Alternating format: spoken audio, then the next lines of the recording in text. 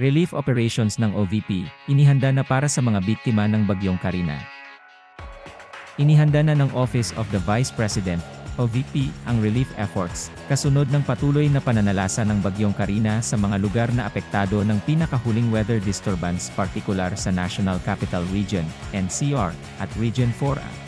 Sa pamamagitan ng OVP Disaster Operations Center, DOC, ang OVP ay nagpreposisyon na ng mga relief boxes, at sa paghahanda ng mga hot meal na ipapamahagi sa mga responder at biktima ng mga apektadong lugar. Ang OVP, DOC ay malapit na nakikipag-ugnayan sa mga lokal na Disaster Risk Reduction and Management Council, DRRMC, at sa iba't ibang local government units, LGU, sa mga lugar na naapektuhan ng Bagyong Karina para sa pagsasagawa ng relief operations nito. Inaasahan ang lahat na mag-ingat at maging alerto. Samantala ang OVP Kalusugan Food Trucks, umaksyon na sa Quezon City sa gitna ng Bagyong Karina.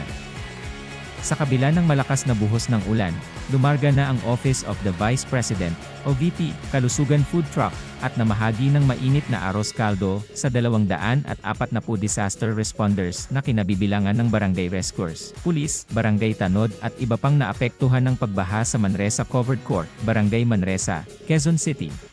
Ito ang unang bahagi ng paglarga ng OVP Kalusugan Food Truck, at magpapatuloy itong magsilbi sa mga bayaning responders na walang pagod na umaalalay sa ating mga kababayan.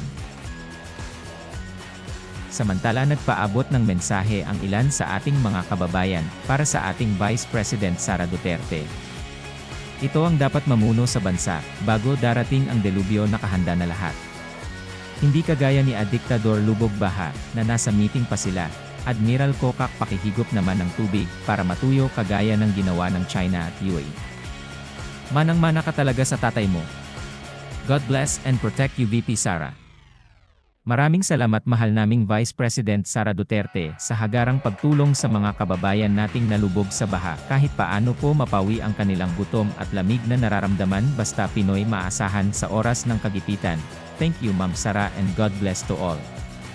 Maraming salamat po, Ma'am VP Inday Sara Duterte, sa pagtulong mo po sa mga sinalanta ng bagyo. Sila po dapat priority na tulungan ng gobyerno lubos na nangangailangan ng tulong.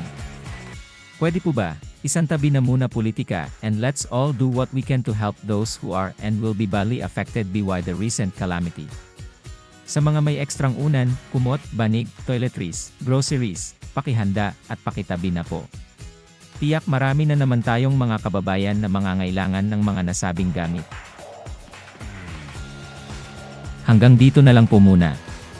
Patuloy po nating suportahan ang ating VP, Sara Duterte. Salamat po ulit.